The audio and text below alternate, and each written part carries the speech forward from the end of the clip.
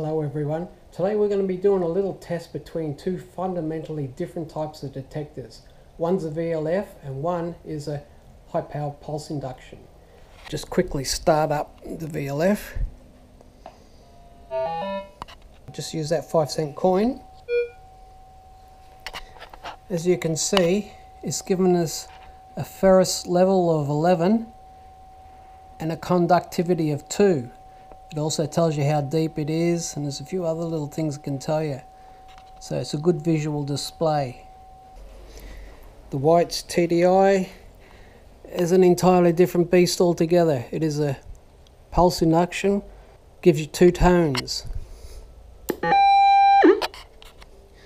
Run a coin past the coil, or a 5-cent piece, totally different sound altogether.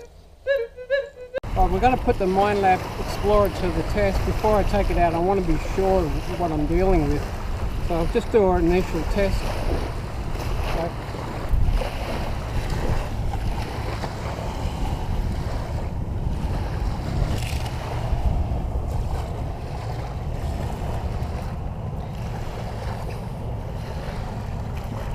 We've got about a foot or 30 centimeters.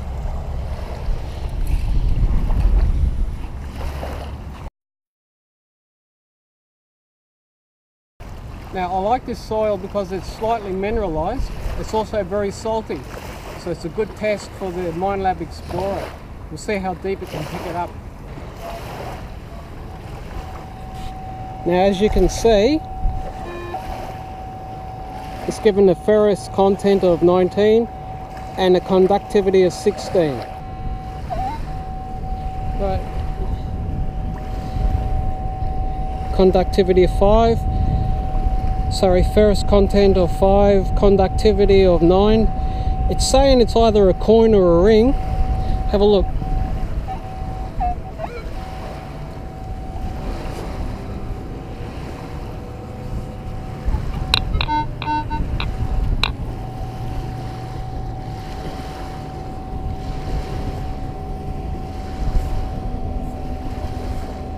It's an old coin.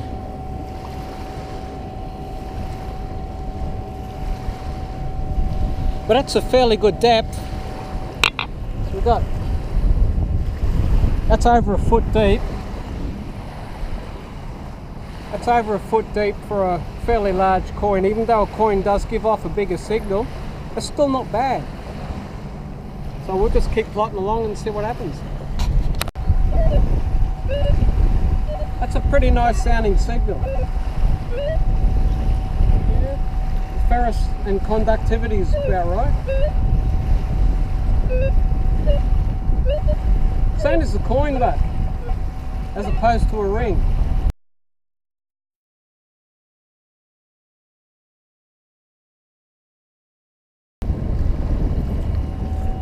Well, I was wrong about the coin, but that a sinker like that will fool any detector. So we'll just keep going, see what happens. Pretty deep, huh? This is a pretty good signal. It's saying it's either a coin or a ring. How deep? About 8 inches, I'd guess. Let's dig it up and find out.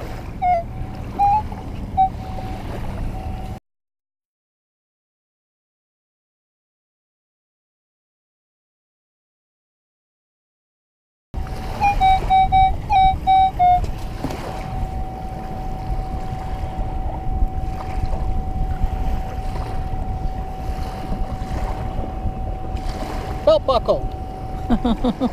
Somebody lost their pants here, which just doesn't surprise me in the least. We find all sorts of stuff here.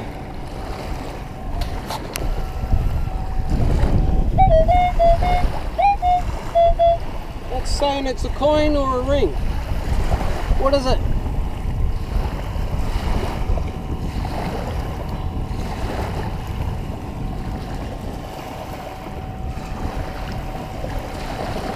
Well, I got that right. It had a 50-50 chance of getting that right, and it got it. It said it was a coin. Let's hope for a ring next time. That's saying it's a ring. Sorry, that's saying it's a coin at about 5 inches deep. Oh yeah, I can see it.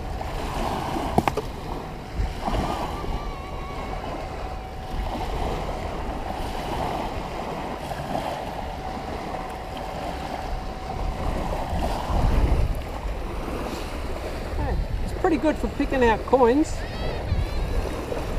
especially in the dry sand and the wet. Actually, we're going along the outside like that. That's a wicked sinker, that one.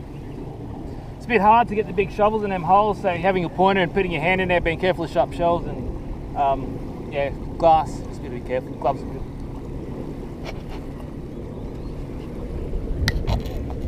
There are signals everywhere.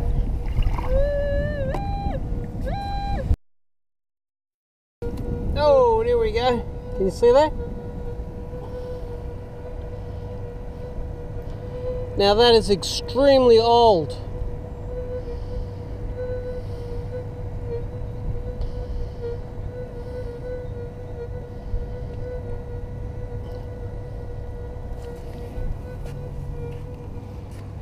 We'll have to take this one home and clean it up and have a good look at it. I can't tell what it is.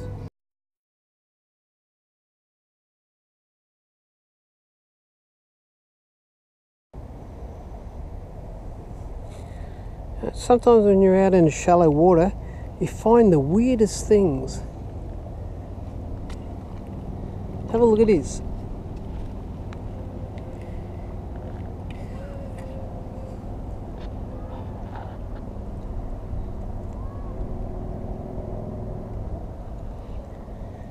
What in the world is that?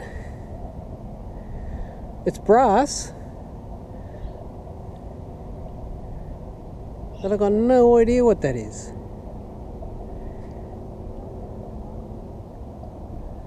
Cool.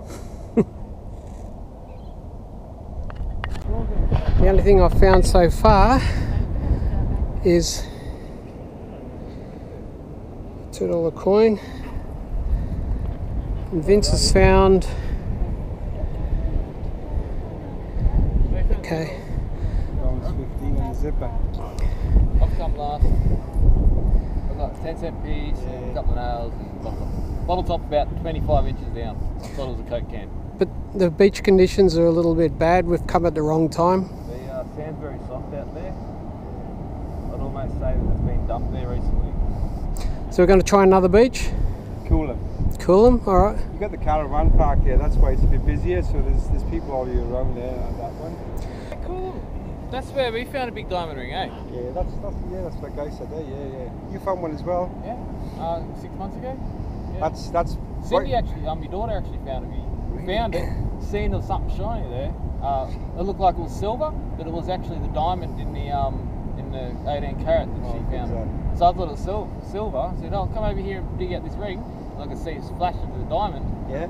And she pulled it out and she goes, "No, it's a diamond." I thought, oh my god, like probably 3/4 carat or something. Yeah. It was the big diamond. Gee, that's her ring now. Anyway, we'll try another beach. A real good one. That's $1,000. Oh there, no, Sim. that's heavy too. That's actually heavy. Look, honestly, it's unstamped. Oh no, it's not 750. So we got 18 carat there, Cindy, on a princess cut diamond. Sandbar hits here. Sand's pretty hard there. A little bit soft there. So you might have targets on the hard patch just there. So we might have to wait another hour or two before the water comes down a bit more to get some. So that's the high spot just up here. And that might go the whole way along. So you can see how the water's ripping it just there. So it might be a good spot just along here. Yeah, when the tide goes down a bit, I think that's where all the heavier things are. I know Darren just got a very heavy sinker from this area. Higher up we might find some more stuff, but the sand hasn't moved pulled enough off the beach to see what's there. So hopefully down here. Yeah. I'm getting wet here. Yeah, we usually get flooded.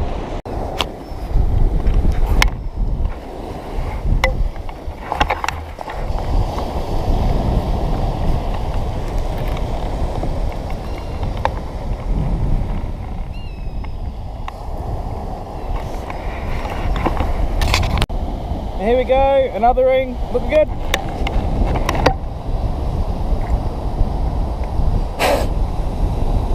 Oh, sweet as! 2 rings in a row.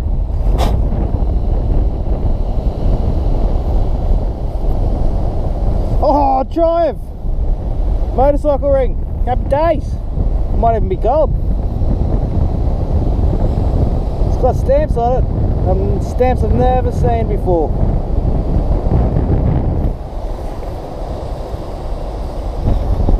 Sounds like gold. Woohoo! Got something big here, I don't know what it is, but have a listen. Look at the signal on that.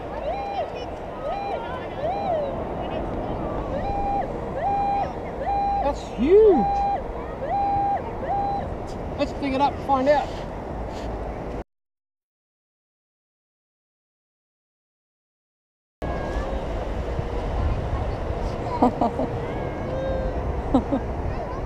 What I say was an iPhone. What are people doing down here eating on the beach? It's too many sandwiches.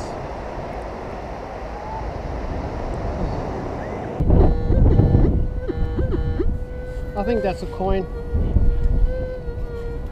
I probably could have.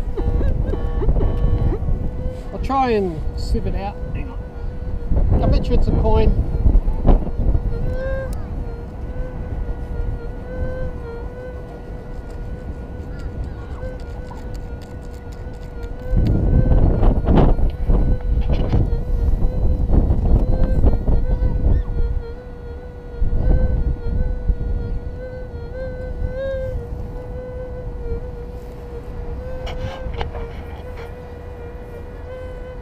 Well, at least I got that right. Rings usually make a high-pitched squeal, so we'll just keep going and see what happens. Now, we're at a little site here. It's an old military site. Now I know that because we're getting trench art items. I'm pretty sure that's a ring. Not sure what that is. And we're getting these bullet casings. And I've actually found one close to the surface. Have a look. It's down here somewhere. There it is.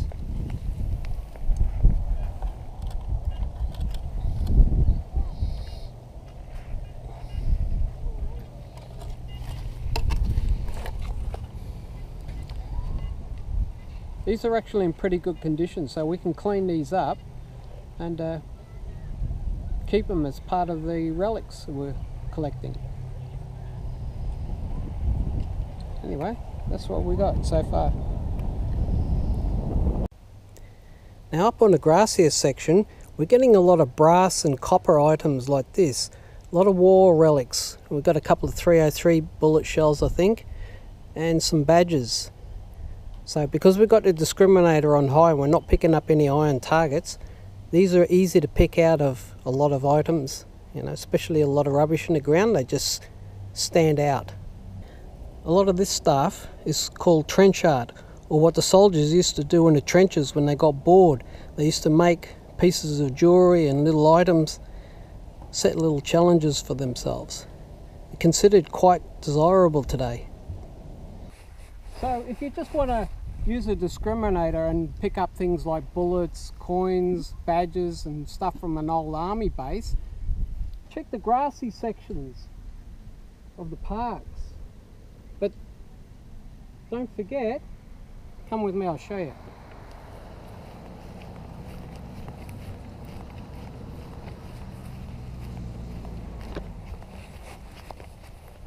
You've got the saltwater flats as well. And there are other things outside those saltwater flats. There's oysters down the back. And see that little line there? The tide line? There's heaps of stuff.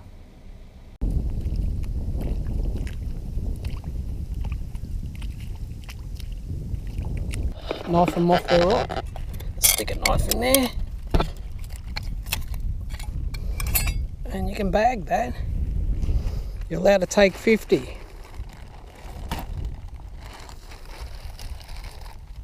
Get the knife in under like that. And that's the oyster there.